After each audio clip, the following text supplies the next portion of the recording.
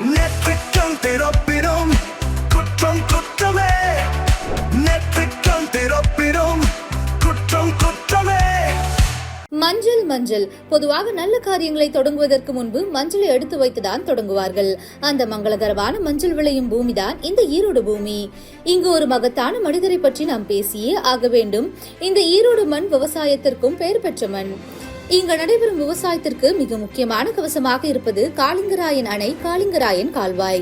காளிங்கராயன் அணை கட்டியதிலும் கால்வாய் வெட்டியதிலும் உயிரான உணர்வுபூர்வமான பல விஷயங்கள் உள்ளன. அந்த பணியின் போது அவர் அணை கட்டும் போது கால்வாய் வெட்டும் போதும் மிகவும் சோர்வடைந்து விட்டார். அப்போது அவரது தாயார் அதை பார்த்துவிட்டு சொன்னார், மகனே காளிங்கா, தயிர் விற்ற காசு தாழ்வாரம் வரை இருக்கிறது, மோர் விற்ற காசு முகடு வரை இருக்கிறது, அதை எடுத்துக்கொண்டு போய் அணையை கட்டு, கால்வாயை வெட்டு என கூறி தைரியம் கொடுத்தார். பெற்ற தாய் கொடுத்த தைரியத்தை தாண்டி வேறு எதுவுமே கிடையாது. ஒரு மனிதனால் எதையும் சாதித்து காட்ட முடியும். இப்போது நீங்கள் என்னுடைய தாய்மார்கள், சகோதரிகள், நண்பா நண்பிகள், தோழர்கள் அனைவரும் எனக்கு அதே தைரியத்தை கொடுத்துள்ளீர்கள். அதே துணையாக என்னுடன் நிற்கிறீர்கள். இதை எப்படி பிரித்து விடலாம், இதை எப்படி கெடுக்கலாம், என்னவெல்லாம் அவதூறுகள் விஜய் மீது சொல்லி மக்களை நம்ப வைக்கலாம், என்னவெல்லாம் சூழ்ச்சிகள் விஜய் மீது செய்து மக்களை நம்ப வைக்கலாம் என சூழ்ச்சிகளை மட்டுமே நம்பி பிழைப்பு நடத்தும் சில சூழ்ச்சிக்கார கூட்டங்கள் இதை தொடர்ந்து செய்து கொண்டே இருக்கின்றனர். வள்ளுவர் கோட்டத்திற்கு காட்டும் அக்கறை இங்கு மக்கள் வாழ்வாதாரத்திற்கும் கொஞ்சம் காண்பிக்கலாம். ஆனால் அதை ஏன் செய்ய மறுக்கிறார்கள்? பெரியார் அவர்களிடமிருந்து எங்களுக்கு தேவையான கொள்கைகளை எடுத்துக்கொண்டோம். அவரை பின்பற்றிய, அவரை வழிகாட்டியாக ஏற்றுக்கொண்ட அண்ணா அவர்களிடமிருந்தும் எம்ஜிஆர் அவர்களிடமிருந்தும் தேர்தல் அணுகுமுறையை எடுத்துக்கொண்டோம். அண்ணாவும் எம்ஜிஆரும் தமிழ்நாட்டின் சொத்து. அவர்களை பண்படுத்துவது குறித்து யாரும் இங்கு குறை கூற முடியாது. அண்ணா எங்களுடையவர், எம்ஜிஆர் எங்களுடையவர். நீங்கள் எல்லாம் எடுத்துக்கொள்ள கூடாது என்றெல்லாம் யாரும் இங்கு அழுது கொண்டிருக்க முடியாது என சொல்லிவிட்டேன். எதிரிகள் யார் என கூறிவிட்டு களத்திற்கு வந்திருக்கிறோம்.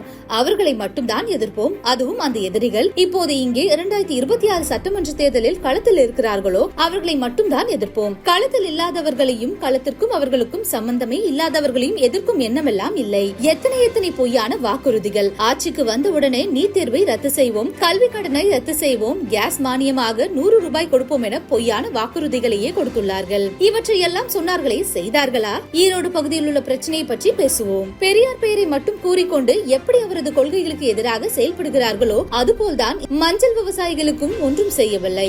ஆராய்ச்சி மையம், சிறப்பு மையம் என்று கோடி கோடியாக ஒப்பந்தம் விட்டார்கள். பெயருக்கு கட்டிடத்தை கட்டியுள்ளார்கள். ஆனால் உலகமே போட்டி கொண்டு வாங்கும் மஞ்சளின் மதிப்பை உயர்த்தி நம் விவசாயிகளுக்கும் இந்த மாவட்ட மக்களுக்கும் நன்மை செய்ய இதுவரை என்ன செய்திருக்கிறார்கள் என்று யோசித்து பார்த்தால் ஒரு பெரிய பூஜ்யம் தான். ஆறுகளை தூய்மைப்படுத்த பல்லாயிரம் கோடி நிதி ஒதுக்குவோம், தமிழ்நாட்டில் உள்ள ஆறுகளை சுத்தப்படுத்துவோம் என்று சொன்னார்களே, செய்தார்களா? ஆனால் ஆற்று மணலை கொள்ளையடிக்கும் வேலையை சரியாக செய்வார்கள்.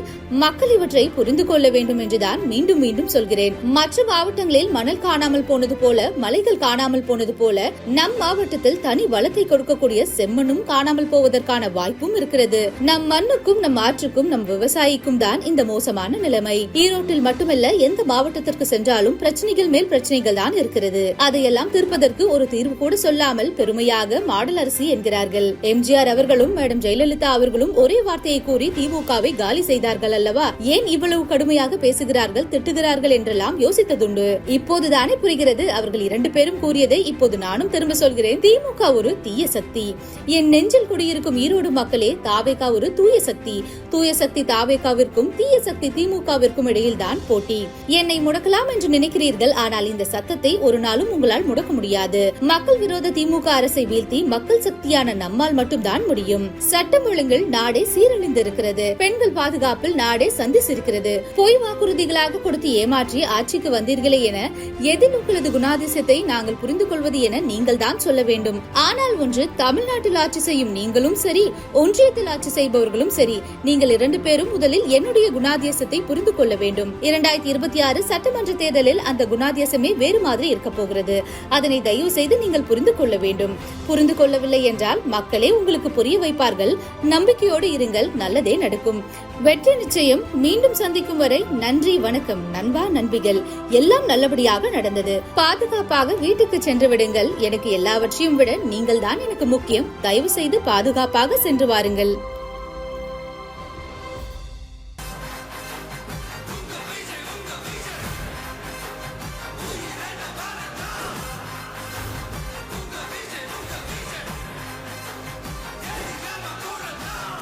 அண்ணன் செங்கோட்டையன் அவர்கள் வந்த பிறகு ஒரே ஒரு வருஷம் முடிவாச்சு.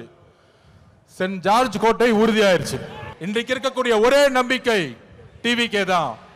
அப்ப அது ரீசெண்டா ஒரு மாநாடு, இளைஞர் மாநாடு மாதிரி நடத்தினாங்க. எப்படி இளைஞர் மாநாடு மாதிரி. அங்க ஆனா இளைஞர்களே இருக்க மாட்டாங்க. ஆனா அங்க ஒரு இளைஞர் இருக்காரு. அவங்க அப்பா பையன், அவங்க 2 இளைஞர்கள் தான் தமிழ்நாட்டில். அந்த இளைஞர்கள் சொல்றாங்க, மாநாடு போட்டு இளம் பெரியாராம். யாருப்பா இளம் பெரியாரு? பெரியாரோட வரலாறு தெரியுமா? பெரியார் ஸ்பெல்லிங் படிக்க தெரியுமா உனக்கு? மழையில படிக்க கொடுத்தா? இதே ஈரோட்டில் மண்ணில் எத்தனை சொற்பொழிவுகள், எத்தனை மாநாடு, எத்தனை உழைப்பு, 70 வருட உழைப்பு. அந்த 70 வருட உழைப்பை சிதைக்கிற மாதிரி இளம் பெரியார்னு சொல்றீங்களே உங்க மகனுக்கு, இதுவா ஆட்சி? திராவிட கழகம் என்ன செய்து கொண்டிட்டு இருக்கிறது? பெரியாரை அவமானப்படுத்தும் பொழுது இதே உங்க மகன் 5 வருஷத்துக்கு முன்னாடி சினிமால சமூக நீதினா என்னன்னு கொஸ்டின் கேட்டார். சமூக நீதினு தெரியாதவர் இளம் பெரியாரா? யாருங்க இங்க இளம் பெரியார்? மக்கள் கிட்ட நம்ம கேட்கிறோம், யார் இங்க இளம் பெரியார்?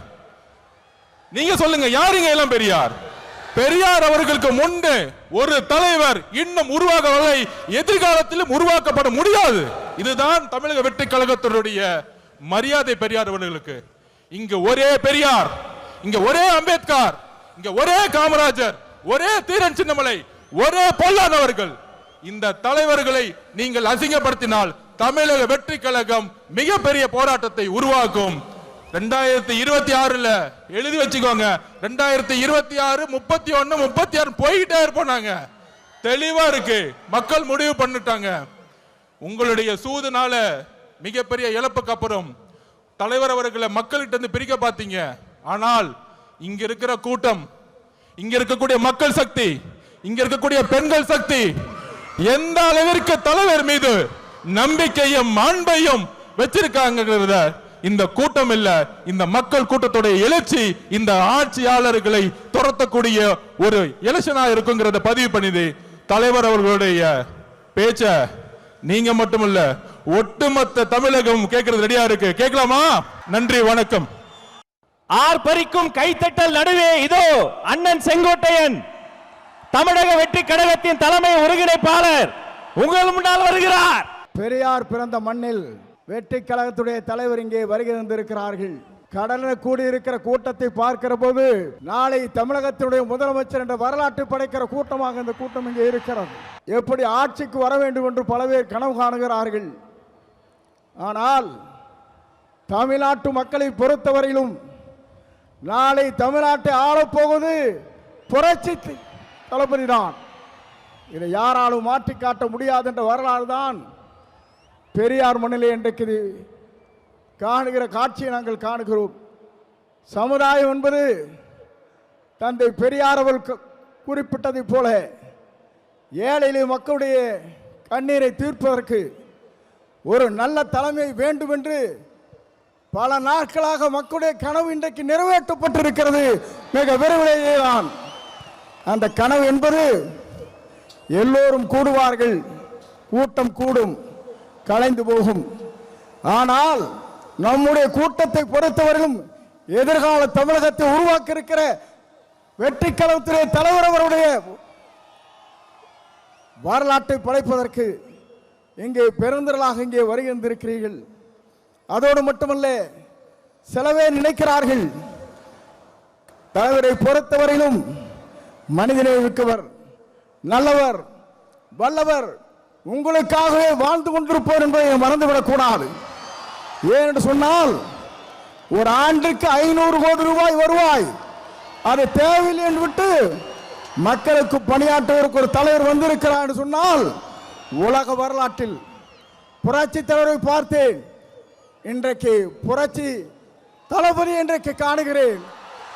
ஆகவேதான் மக்கள் இங்கே திரண்டிருக்கிறார்கள். என்னை பொறுத்தவரையிலும் இது தீர்ப்பளிக்கிற கூட்டம். தீர்ப்பளிக்கிற கூட்டம் மட்டுமல்ல, நீங்கள் திரண்டு வந்தால் நாடே தாங்காது என்கிற முறையிலே தான் இங்கே அர்ப்பணித்து நின்று கொண்டிருக்கிறீர்கள். உங்களை பொறுத்தவரையிலும் எதிர்காலம் பிரகாசமுள்ள எதிர்காலமாக மாறப்போகிறது. எல்லோரும் சொன்னார்கள், எவ்வளவு வெற்றி வரப்போகிறான் என்று சொன்னார்கள். 234 அவர் 6 விரல் காட்டுகிறாரோ அவர் தான் தமிழ்நாட்டில் சட்டமன்ற உறுப்பினர் என்ற வரலாற்றை படைக்கின்ற அளவிற்கு நீங்கள் வாருங்கள், வெற்றி தேடி தாருங்கள் என்று அழைத்து விடைபெறுகிறேன். நன்றி, வணக்கம். நம் கொள்கை தலைவர் மண்ணில் வெற்றி தலைவர் இதோ வருகிறார்.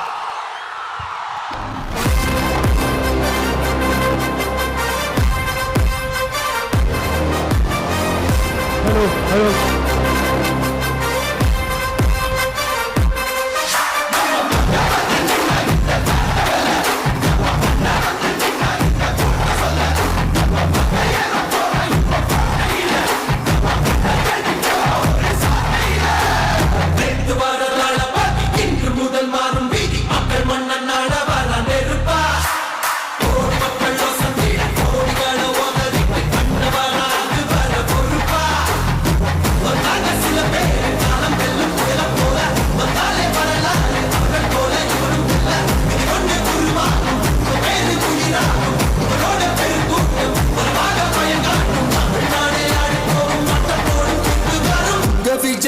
விஜய் உயிர் என்ன வரனா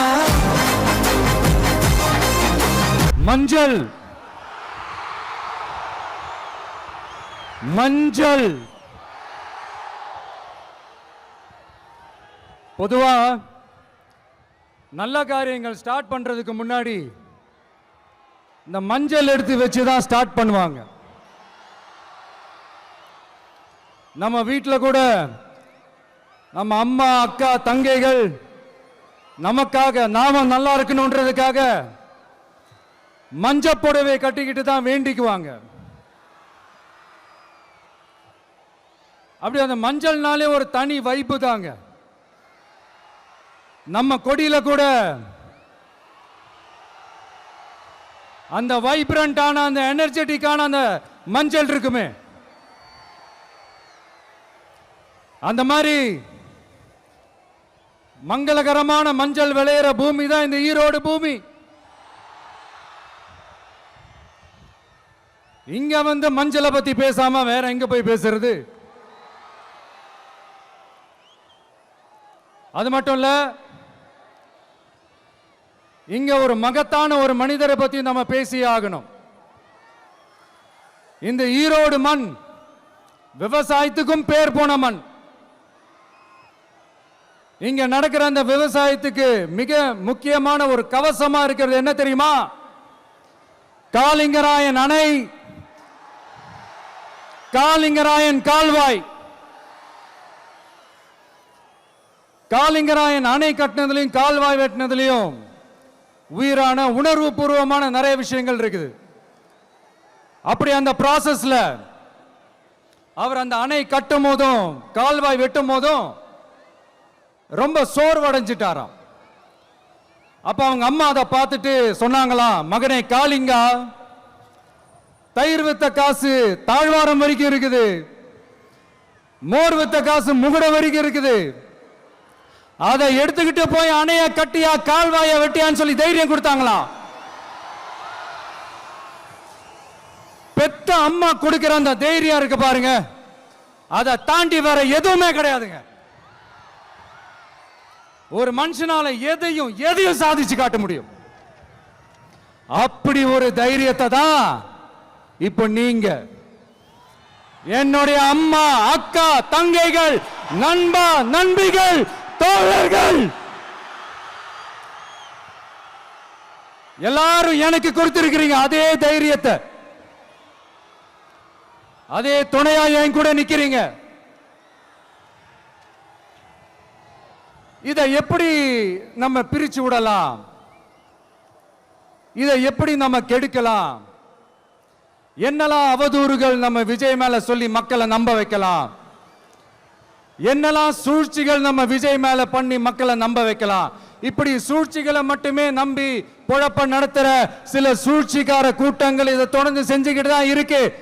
ஆனா அவங்களுக்கு தெரியாது, இது இன்னைக்கு நேத்து வந்த உறவு இல்ல. கிட்டத்தட்ட 30-33 வருஷத்துக்கு மேல இருக்கிற உறவு. ஏன் நான் சினிமாக்கு வந்தப்போ எனக்கு வயசு 10. அப்பல இருந்தே இந்த உறவு ஸ்டார்ட் ஆகி போயிட்டு இருக்குன்னு அவங்களுக்கு தெரியாம போச்சு. அதனால என்ன பண்ணாலும், நீங்க என்ன ட்ரை பண்ணாலும், எல்லாத்தையும் விட்டுட்டு மக்களுக்காக வந்திருக்கிற இந்த விஜய மக்கள் ஒரு நாளும் கைவிட மாட்டாங்க. மக்கள் கூடவே நிக்கிறாங்க, கூடவே நிப்பாங்கன்னு அவங்களுக்கு தெரியாம போச்சு. என்னப்பா நிப்பீங்கல்ல? உங்களை நம்பிதாப்பா வந்திருக்கிறேன். அதான் இந்த சத்தம் தாங்க வாழ்நாள் பூரா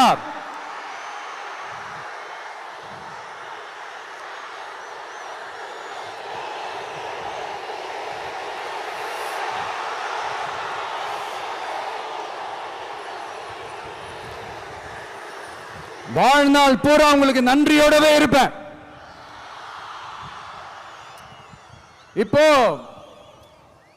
நம்ம காளிங்கராயன் அவர்கள் அணையை கட்டுறதுக்காக பவானிக்கு போய் பார்க்கும்போது ஒரு இடத்துல ஒரு பாம்பு வந்து உட்கார்ந்துச்சான், படுத்துச்சான். அது படுத்த இடத்துல தான் அவர் அணையை கட்ட ஸ்டார்ட் பண்ணாராம். அப்புறம் அந்த பாம்பு வளைஞ்சி நெளிஞ்சி போற இடத்துலலாம் கால்வாயை வெட்டினார்னு சொல்லி சில வாய்மொழி கதைகள்லாம் சொன்னாங்க. தண்ணியை சேமிச்சு வச்சு குடிக்கிறதுக்கும் விவசாயத்துக்கும். தம்பி கீழே இறங்கு, தம்பி கீழே இறங்குப்பா, ப்ளீஸ் கீழே இறங்குப்பா.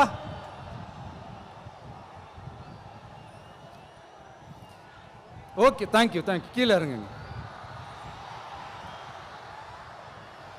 கீழே இறங்குப்பா.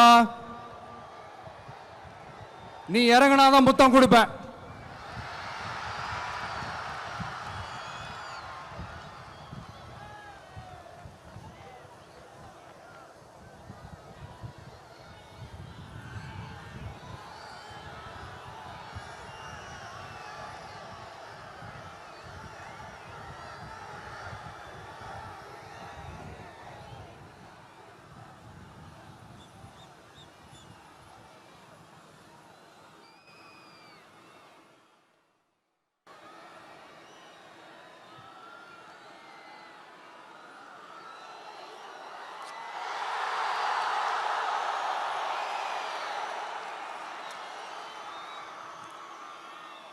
இப்படி தண்ணியை சேமிச்சு வச்சு குடிக்கிறதுக்கும் விவசாயத்துக்கும் வழி வகுக்கிறது எவ்வளவு பெரிய ஒரு நல்ல விஷயம். சோ இந்த மாதிரி நல்ல விஷயங்கள்லாம் செஞ்சிட்டு கதைகள் சொன்னா பரவாயில்ல, எதுவுமே செய்யாம கதைகளை மட்டும் அடிச்சு விடுறது எப்படி? அத்திக்கடவு அவிநாசி திட்டத்தை இன்னும் விரிவுபடுத்தினா அந்த 3 மாவட்டத்தில் இருக்கிற லட்சக்கணக்கான மக்களுக்கு எவ்வளவு பிரயோஜனமா இருக்கும். எத்தனையோ லட்சம் ஏக்கர் நிலங்கள்ல விவசாயம் நடத்தினா எவ்வளவு பிரயோஜனமா இருக்கும். ஏன் அதெல்லாம் பண்ண மாட்டேன்றீங்க? வள்ளுவர் கோட்டத்துக்கு காட்டுற அக்கறைய இங்க மக்கள் வாழ்வாதாரத்தில் கொஞ்சம் காட்டலாம்ல, ஏன் காட்ட மாட்டேன்றீங்க? இங்க என்ன கவர்மெண்ட் நடத்துறாங்களா இல்ல கண்காட்சி நடத்துறாங்களா? இந்த 21ஆம் நூற்றாண்டிலே மக்களை பத்தி எதுவுமே யோசிக்கிறது இல்ல. ஆனா அந்த காலத்திலேயே இது எல்லாத்தையும் பத்தி யோசிச்ச மக்களை பத்தி, குடிக்கிற தண்ணியை பத்தி, விவசாயத்தை பத்தி, அணை கட்டுறதை பத்தி, கால்வாய் வெட்டுறதை பத்தி, இதெல்லாம் எங்கிருந்து? பவானியிலிருந்து நொய்யலாறு வரைக்கும் கால்வாய் வெட்டி இது எல்லாத்தையும் பத்தி யோசிச்ச காளிங்கராயன் அவர்களுக்கு கோடி கும்பிடு போட்டாலும் பார்த்தாதுங்க. இப்படி அந்த காலத்துல இருந்த ஒரு ஹீரோவை பத்தி பேசிட்டு இந்த காலத்துல, அதாவது 1920th செஞ்சுரியில இருந்த ஒரு ஹீரோவையும் பத்தி நம்ம பேசி ஆகணும்ல. ஒருத்தர் இலகிய மனம் கொண்ட ஹீரோனா இன்னொருத்தர் இரும்பு மாதிரி அயன்மேன் தான். எஸ், நம்ம ஈரோடு கடப்பாறை தான்.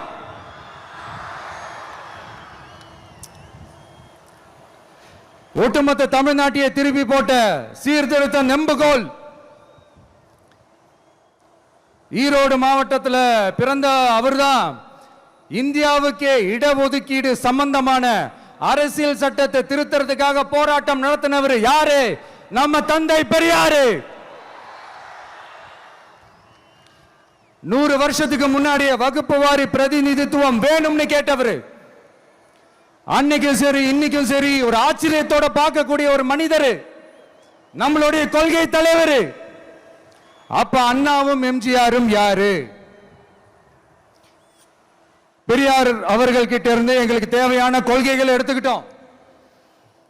அவரை ஃபாலோ பண்ற, அவரை வழிகாட்டி ஏத்துக்கிட்ட அண்ணா அவர்கள் கிட்ட இருந்தோம், எம்ஜிஆர் அவர்கள் கிட்ட இருந்தோம் தேர்தல் அணுகுமுறையை எடுத்துக்கிட்டோம். அண்ணாவும் எம்ஜிஆரும் தமிழ்நாட்டோட சொத்து. அவங்கள பயன்படுத்துறத பத்தி யாரும் இங்க கம்ப்ளைண்ட்லாம் பண்ண முடியாது. அண்ணா எங்களோடது, எம்ஜிஆர் எங்களோடது, நீங்களா எடுத்துக்க கூடாது அப்படிலாம் யாரும் இங்க அழுதுட்டு இருக்க முடியாது, சொல்லிவிட்டேன். அதனால நாங்க ஒரு வழியில அரசியல் செஞ்சுக்கிட்டு போயிட்டு இருக்கிறோம். உங்களுக்கு தான் டிவிக்கு ஒரு பொருட்டே இல்லைல்ல, அப்புறம் ஏன் கதறீங்க? அப்புறம் ஆளாளுக்கு அங்க போயிட்டு இங்க போயிட்டு புலம்பி தள்ளிக்கிட்டு இருக்கிறீங்க. இது எப்படி இருக்கு தெரியுமா? எனக்கு பயம் இல்ல, எனக்கு பயம் இல்ல அப்படின்னு சத்தமா சவுண்ட் விட்டுக்கிட்டே சத்தமா பாட்டு பாடிக்கிட்டே இந்த நடுங்கிக்கிட்டே சின்ன பசங்க நடந்து போவாங்க, அந்த மாதிரி இருக்கு. முதல்ல மண்டையில இருக்கிற கொண்டைய மறைங்க சார்.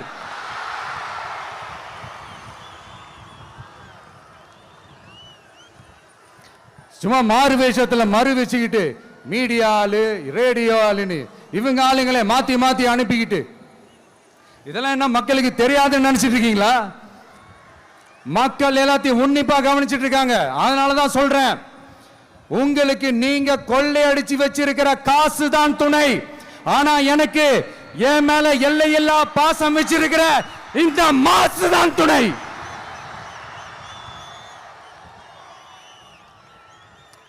இப்படி நமக்கு துணையா இருக்கிற ஈரோடு மக்களுக்காக நான் இப்போ குரல் கொடுக்கலான்னு வந்திருக்கிறேன்.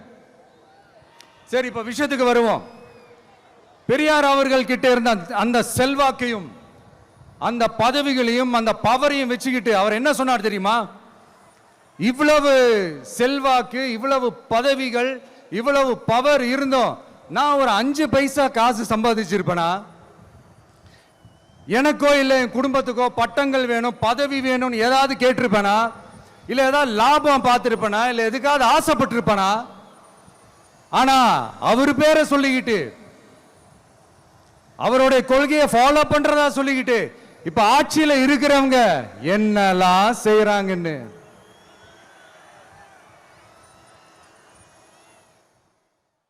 அதனாலதான் சொல்றோம், பெரியார் பேரை சொல்லிக்கிட்டு தயவு செஞ்சு கொள்ளையடிக்காதீங்கயா, தயவு செஞ்சு கொள்ளையடிக்காதீங்க. அவரு பேரை சொல்லிக்கிட்டு பெரியார் பேரை சொல்லி கொள்ளையடிக்கிற இவங்க தான் நம்மளுடைய அரசியல் எதிரி. மக்களை நீங்க சொல்லுங்க, நம்மளுடைய அரசியல் எதிரி யாரு? நம்மளுடைய கொள்கை எதிரி யாரு? ரிப்பீட், நம்மளுடைய அரசியல் எதிரி யாரு? நம்மளுடைய கொள்கை எதிரி யாரு? உங்களுக்கு புரியுது இல்ல? எனக்கு அது போதும்யா, எனக்கு வேற எதுவுமே தேவையில்லை.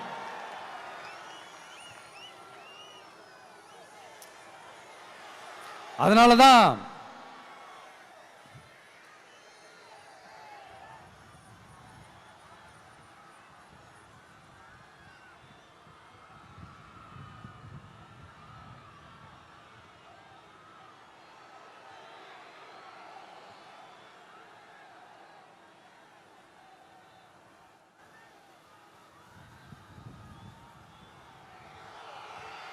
உங்களுக்கு நம்மளை பத்தி நம்ம அரசியலோட நீங்க எல்லாரும் என்னோட அரசியலோட கனெக்டடா இருக்கீங்கன்றது ரொம்ப தெளிவா தெரியுது. அதனால எனக்கு அது போதும். அதனாலதான் எதிரிகள் யாருன்னு சொல்லிட்டு களத்துக்கு வந்திருக்கிறோம். அதனால அவங்கள மட்டும் தான் எதிர்ப்போம். அதுவும் அந்த எதிரிகள் யாரு இப்போ இங்க 2026 சட்டமன்ற தேர்தலில் களத்துல இருக்கிறாங்களோ அவங்கள மட்டும் தான் எதிர்ப்போம். சும்மா களத்திலே இல்லாதவங்களையும் களத்துக்கும் அவங்களுக்கும் சம்பந்தமே இல்லாதவங்களையும் எதிர்க்கிற ஐடியாலாம் இல்ல பாஸ். நீங்க கேட்கிறீங்கன்றதுக்காகலாம் எதிர்த்துட்டு இருக்க முடியாது பாஸ். எங்களுக்கு நிறைய வேலை இருக்குது.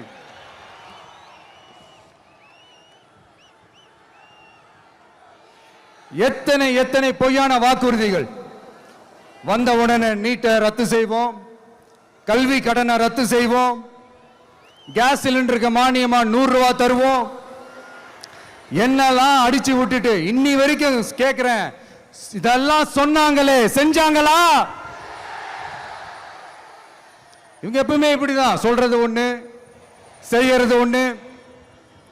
திமுகவும் பிரச்சனைகளும் ஃபெவிகால் போட்டு ஓட்டின ஃப்ரெண்ட்ஸ் மாதிரி ஒன்னிலிருந்து ஒன்னை பிரிக்கவே முடியாது. இப்போ ஈரோடு பகுதியில் இருக்கிற பிரச்சனையை பத்தி பேசுவோம். பெரியார் பேரை மட்டும் சொல்லிக்கிட்டு எப்படி அவரோட கொள்கைகளுக்கு எதிராக செயல்படுறாங்களோ அப்படிதான் இந்த மஞ்சள் நகரத்தோட மஞ்சளுக்கும் ஒண்ணும் பண்ணல, மஞ்சள் விவசாயிகளுக்கும் ஒண்ணும் பண்ணல. ஆராய்ச்சி மையம், சிறப்பு மையம்னு கோடி கோடியா டெண்டர் விட்டாங்க, பேருக்கு கட்டிடத்தை கட்டினாங்க. ஆனா உலகமே போட்டி போட்டு வாங்குற மஞ்சளை மதிப்பு கூட்டி விற்பனை செய்ய,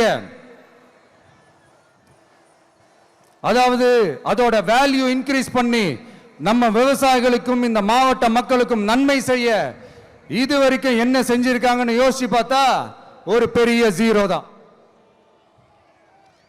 கரும்பு நெல்லுக்கு அரசாங்கம் விலை பிக்ஸ் பண்றாங்க, அதையும் ஒழுங்கா பண்றதில்ல, ஒவ்வொரு முறையும் பிரச்சனை. அங்க நெல் கொள்முதல் செய்யறதுல ஊழல். சரி, நாம கஷ்டப்பட்டு விளைய வச்சது வீணா போக கூடாதுன்னு நினைச்சு நம்ம விவசாயிகள் கேட்கிற லஞ்சத்தை கொடுத்தாலும் அதுக்கப்புறம் கூட அந்த கொள்முதல் ஒழுங்கா நடக்கிறது இல்லை.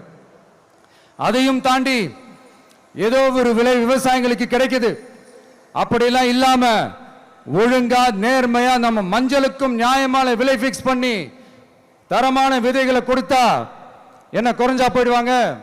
இதெல்லாம் யோசிக்கிறதுக்கு அவங்களுக்கு நேரமே இல்லை. 24/7 அவங்களோட யோசனை என்ன தெரியுமா? இந்த விஜயை எப்படி முடக்கலாம், தமிழக வெற்றி கழகத்தை எப்படியெல்லாம் முடக்கலாம், அப்படிதான் அவங்களுடைய சிந்தனையே 24/7. எத்தனையோ வருஷத்துக்கு முன்னாடி நம்ம காளிங்கராயர் நதிகளின் இணைப்புக்கு முன்னோடியா இருந்தார். பவானி ஆத்தலவர் அதிகமான தண்ணி அணை கட்டி தேக்கி தண்ணீர் வறட்சியான பகுதிகளுக்கு அனுப்பினார். ஆனா இன்னைக்கு இவ்வளவு நவீன வசதிகள் இருந்தோம், இவ்வளவு சயின்ஸ் வளர்ச்சிகள் இருந்தோம், இவ்வளவு டெக்னாலஜி வளர்ச்சிகள் இருந்தோம், அவங்க வாக்குறுதியில் ஒன்று கொடுத்தாங்கல்ல, பவானி நொய்யலாறு அமராவதி 6 இணைப்பு திட்டத்துக்கு ஒரு துரும்ப கூட கிள்ளி போடல. வாக்குறுதி நம்பர் 103 சொன்னாங்களே செஞ்சாங்களா? சரி, இதாவது ஒரு பெரிய ப்ராஜெக்ட் வைங்க. ஆறுகளை சுத்தப்படுத்த பல ஆயிரம் கோடி நிதி ஒதுக்குவோம், தமிழ்நாட்டில் உள்ள ஆறுகளை சுத்தப்படுத்துவோம்னு சொன்னாங்களே செஞ்சாங்களா? ஆனா ஆத்து மணலை கொள்ளையடிக்கிறதுல மட்டும் வேலையை கரெக்டா செய்வாங்க. இதை நான் ஏன் திரும்ப திரும்ப சொல்றேன்னா, மக்களே நீங்க புரிஞ்சுக்கணும். கொஞ்சம் மசந்தா மற்ற மாவட்டங்கள்ல மணல் காணாம போன மாதிரி, மலைகள் காணாம போன மாதிரி, நம்ம மாவட்டத்தில் தனி வளத்தை கொடுத்த செம்மண்ணும் காணாம போறதுக்கு வாய்ப்பு இருக்கு மக்களே. நம்ம மண்ணுக்கும் நம்ம ஆத்துக்கும் நம்ம விவசாயிக்கும் தான் இந்த மோசமான நிலைமை. அதனால ஏதாவது தொழில் செஞ்சு பிழைக்கலாம்னு பார்த்தா அதுக்கும் எங்க விடுறாங்க? தொழில்னு பார்த்தா 30% நெசவாளர்களுக்கு கூலி பாக்கி. அரசாங்கம் நம்ம நெசவாளர்கள் கிட்ட இருந்து கொள்முதல் செய்த வேட்டி சேலைக்கான கூலியை கூட போராடித்தான் வாங்க வேண்டியதா இருக்குது. அது சலுகையோ உதவியோ நலத்திட்டமோ கிடைக்காது. நம்ம உழைப்புக்கான ஊதியம், நம்மளோட உரிமை, அதுக்கே போராட வேண்டிய நிலையில தான் இந்த அரசாங்கம் நம்மளை வச்சிருக்கு. நல்லா பார்த்துக்கங்க மக்களே, உரிமைக்கு குரல் கொடுத்தவங்க தான் இவங்க. சிறு குறு தொழில்கள் பீக் ஹவர்ஸ் சார்ஜ்னு கரண்ட்டுக்கு அநியாய விலை வச்சு அதையும் செய்ய விடாம நம்மளை முடக்கிடுறாங்க. அந்த பீக் ஹவர்ஸ் சார்ஜ் கொள்ளையால எத்தனை வருஷமா எவ்வளவு பேர் பாதிக்கப்படுறோம், எவ்வளவு தொழில்கள் பாதிக்கப்படுது. நாமளும் கத்துறோம், போராடுறோம், கோரிக்கை வைக்கிறோம். எதையாவது இவங்க கண்டுக்கிறாங்களா? கொஞ்சம் யோசிங்க. ஏன் கண்டுக்க மாட்டேன்றாங்கன்னு கொஞ்சம் யோசிங்க. அப்பதாங்க பிரைவேட்ல அதிக விலைக்கு கரண்ட் வாங்க முடியும், அதுக்கு டெண்டர் விட முடியும். அப்படி டெண்டர் விட்ட மேட்டர்ல எல்லாம் என்ன நடக்கும்னு உங்களுக்கும் தெரியும், எனக்கும் தெரியும், நம்ம எல்லாருக்குமே தெரியும். இந்த மாதிரி ஈரோடுல மட்டும் இல்ல, எந்த மாவட்டத்துக்கு போனாலும் பிரச்சனைகள் மேல பிரச்சனைகள் தான். அதையெல்லாம் தீக்கிறதுக்கு ஒரு சொல்யூஷன் கூட சொல்லாம இதுல வேற பெருமையா மாடல் அரசு மாடல் அரசுங்கிறது. இல்ல நான் கேட்கிறேன், கூச்சமா இல்ல?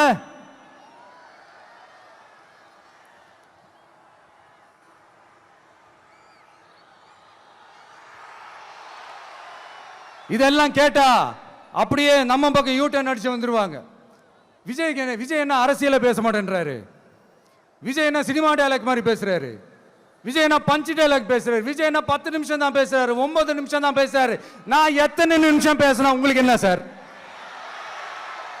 நான் எப்படி பேசினா உங்களுக்கு என்ன சார்?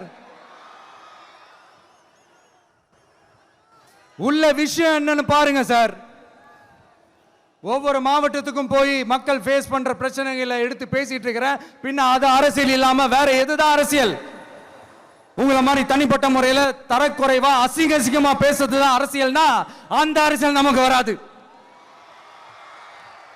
வராதுன்னா நல்லாவே வரும். உங்களை விட எனக்கு அது நல்லாவே வரும்.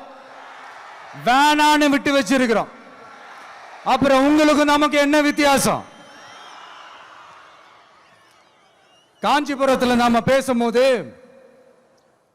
இந்த மாதிரி உங்களால் அமைக்கப்பட போற ஆட்சியில நம்ம ஆட்சிக்கு வந்த உடனே என்னெல்லாம் செய்ய போறோம்ன்றது சிலது சொன்னோம். அதையெல்லாம் தப்பா புரிஞ்சுக்கிட்டு இப்போ சொல்றேன், விளக்கமா சொல்றேன், நான் சலுகைகளுக்கு எதிரானவன் கிடையாது. மக்களுக்கான சலுகைகளை இலவசம்னு சொல்லி அசிங்கப்படுத்துறதுல எனக்கு உடன்பாடு கிடையாது. மக்கள் காசுல மக்களுக்கு செய்யறதை எப்படி இலவசம்னு சொல்லுவீங்க? அப்படியே செஞ்சிட்டாலும் ஓசில போறேன்னு சொல்லி அசிங்கப்படுத்துறீங்க. என்ன கேட்கறதுக்கு ஆள் இல்லைன்னு நினைச்சீங்களா? மக்களுக்கு ஒண்ணுன்னா இந்த விஜய் வந்து நிப்பா, இந்த விஜய் வந்து கேள்வி கேட்பா. இந்த விஜய் எப்பவுமே மக்கள் பக்கம் தான், அதே மாதிரி மக்களும் என் பக்கம் தான். என் மக்கள் மானத்தோட மரியாதையோட கௌரவத்தோட வாழணும். என் மக்கள் யாருக்கும் கீழே கிடையாது. அப்படி அவங்க கௌரவத்தோட வாழணும்னா அவங்களுக்கான வாழ்க்கை தரம் உயரணும். வாழ்க்கை தரம் உயரணும்னா அவங்களோட வாழ்வாதாரம் உயரணும். வாழ்வாதாரம் உயர்ந்தாதான் பொருளாதாரம் உயரும். பொருளாதாரம் உயர்ந்தாதான் வசதி வாய்ப்புகள் உயரும். இதெல்லாம் உயர்ந்தாலே ஆட்டோமேட்டிக்கா அவங்களோட வாழ்க்கை தரம், அவங்களுக்கான மரியாதை, அவங்களுக்கான கௌரவம் எல்லாமே உயரும். இதுக்கான வழிகள், அந்த சூழல்களை அந்த கவர்மெண்ட் அமைச்சு கொடுக்கணும். இதுக்கான அந்த திட்டங்களை செயல்படுத்தணும். இதெல்லாம் செஞ்சாதான் அந்த அரசாங்கம் ஒரு நல்ல அரசாங்கம். இதைத்தான் சொன்னோம்.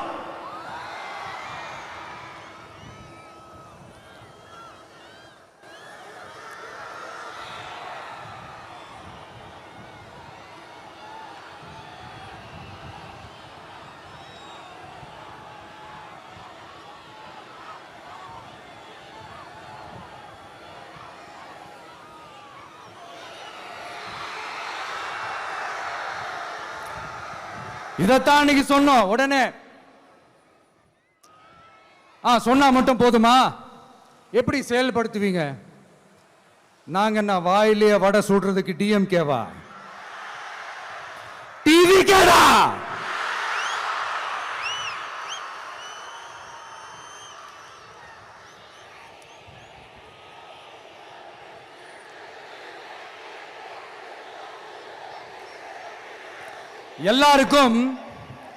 எல்லாருக்கும் நிரந்தரமான ஒரு வீடு இருக்கணும்னு சொன்னோம். உடனே எங்க ஆட்சியிலே நாங்க எல்லாரும் வீடு கட்டி கொடுத்துட்டோமே அப்படிங்கிறது. இல்லை நான் கேட்குறேன், இங்கே உங்களை தான் கேட்குறேன், இங்கே வாடகைக்கு இருக்கிறவங்களே இங்கே யாரும் இல்லையா? எல்லாருக்கும் சொந்தமாக வீடு கட்டி கொடுத்துட்டாங்களா? அடுத்து வீட்டில் இருக்கிற ஒவ்வொருத்தரும் மினிமம் டிகிரி படிச்சிருக்கணும் அப்படின்னு சொன்னோம். உடனே எங்க ஆட்சியிலே எல்லாரும் டிகிரி படிச்சு முடிச்சிட்டாங்களே அப்படிங்கிற மாதிரி சொல்றது அது உண்மைனா? ஸ்கூல் லெவல்லையே டிராப் அவுட்ஸ் அதிகமானது யாரோட ஆட்சியிலங்க?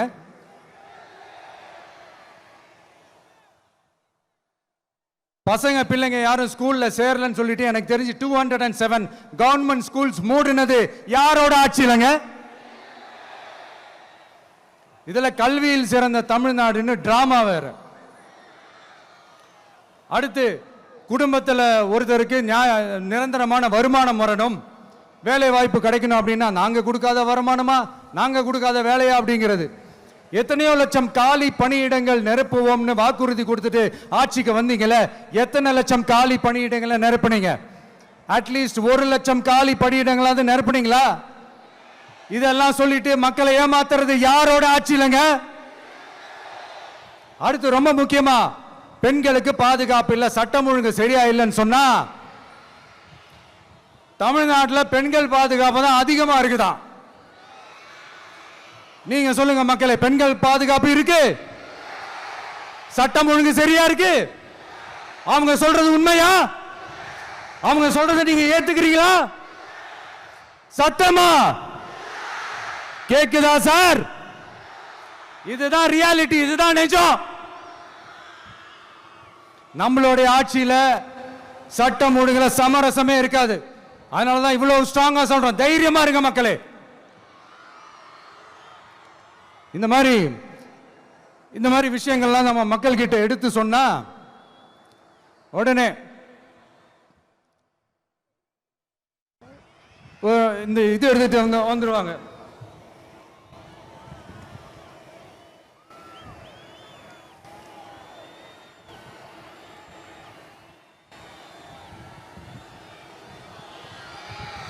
இந்த மாதிரி இதெல்லாம் என்னென்ன செய்ய போறோன்றது சிலதெல்லாம் காஞ்சிபுரத்தில் சொன்ன மாதிரி சொன்னா எல்லாத்தையும் தப்பா திருச்சி பேசிக்கிட்டு அவதூறு பரப்பிக்கிட்டு. நான் கூட யோசிப்பேன், எம்ஜிஆர் அவர்களும் மேடம் ஜெயலலிதா மேடம் அவங்களும் ஒரே வார்த்தையில சொல்லி இந்த திமுகவை காலி பண்ணாங்கல்ல. நான் கூட யோசிப்பேன், ஏன் இவ்வளவு ஹார்ஷா பேசுறாங்க, ஏன் இவ்வளவு ஹார்ஷா அவங்கள திட்டுறாங்கன்னு யோசிச்சது உண்டு. இப்பதானே புரியுது. அவங்க 2 பேரும் சொன்னதை இப்ப நானும் ரிப்பீட் பண்றேன். திமுக ஒரு தீய சக்தி, திமுக ஒரு தீய சக்தி, திமுக ஒரு தீய சக்தி, திமுக ஒரு தீய சக்தி, தீய சக்தி, தீய சக்தி, தீய சக்தி. என் நெஞ்சில் குடியிருக்கும் ஈரோடு மக்களே,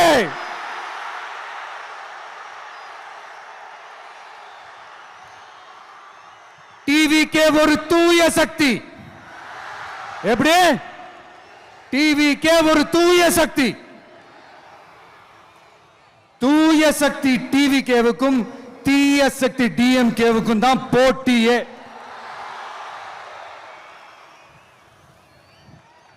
என்ன முடக்கலாம்னு நினைக்கிறீங்க, ஆனா இந்த சத்தத்தை ஒரு நாள் உங்களால முடக்க முடியாது. மக்கள் விரோத திமுக அரசை வீழ்த்த மக்கள் சக்தியான நம்மளால மட்டும்தான் முடியும். அண்ணன் செங்கோட்டையன் அண்ணன் அவர்கள் நம்ம கூட வந்து சேர்ந்தது நமக்கு ஒரு மிகப்பெரிய ஒரு பலம். அந்த மாதிரி செங்கோட்டையன் அண்ணன் அவர்கள் மாதிரி இன்னும் நிறைய பேர் வந்து சேர இருக்கிறாங்க. அவங்க எல்லாருக்குமே அந்த உரிய அங்கீகாரத்தை கொடுப்போம். அது மட்டும் இல்ல, அப்புறம் இன்னொரு விஷயம் சொல்ல மறந்துட்டேன். இப்போ ரீசண்டா ஒரு இடத்துல நம்ம சிஎம் சார் அவர்கள் பேசும்போது சொன்னாங்க, என் கேரக்டரையே புரிஞ்சுக்க மாட்டேங்கிறேன். இது சினிமா டயலாக் இல்லையா? நான் ஏதாவது பேசினா சினிமா டயலாகா? சார் பேசினா அது சினிமா டயலாக் இல்லையா? சிலப்பதிகாரத்திலிருந்து எடுத்ததா அந்த லைன், என் கேரக்டரையே புரிஞ்சிக்க மாட்டேன்றது. உங்களை எப்படி தான் சார் புரிஞ்சுக்கிறது? எந்தெந்த விஷயத்துலலாம் சார் உங்கள் கேரக்டர் நாங்கள் புரிஞ்சுக்கிறது? அதையும் நீங்களே சொல்லிட்டீங்கன்னா கொஞ்சம் நல்லா இருக்கும் சார். சட்டம் ஒழுங்குல நாடே சந்தி சிரிக்குது அதுலையா? பெண்கள் பாதுகாப்புல நாடே சந்தி சிரிக்குது அதுலையா? பொய் வாக்குறுதிகளாக கொடுத்து ஏமாத்தி ஆட்சிக்கு வந்தீங்களே அதுலையா? எதில் தான் சார் உங்கள் கேரக்டர் நாங்கள் புரிஞ்சுக்கிறது?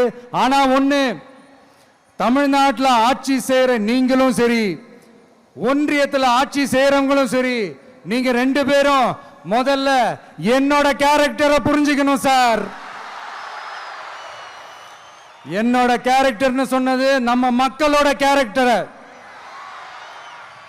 2026 சட்டமன்ற தேர்தலோட அந்த கேரக்டரே கொஞ்சம் வேற மாதிரி சார். அதை கொஞ்சம் தயவு செஞ்சு நீங்க புரிஞ்சுக்கணும் சார். புரிஞ்சுக்கலன்னா மக்களே உங்களுக்கு புரிய வைப்பாங்க சார். கான்பிடென்டா இருங்க சார், நல்லதே நடக்கும் சார், வெற்றி நிச்சயம் சார். மீண்டும் சந்திக்கும் வரை நன்றி, வணக்கங்க சார். நண்பா, நண்பிகள், இங்க எல்லாம் பார்த்தோம், எல்லாம் நல்லபடியா நடந்தது. சேஃபா வந்துட்டு சேஃபா வீட்டுக்கு போயிடுங்க. எனக்கு எல்லாத்தையும் விட நீங்க தான் எனக்கு முக்கியம்.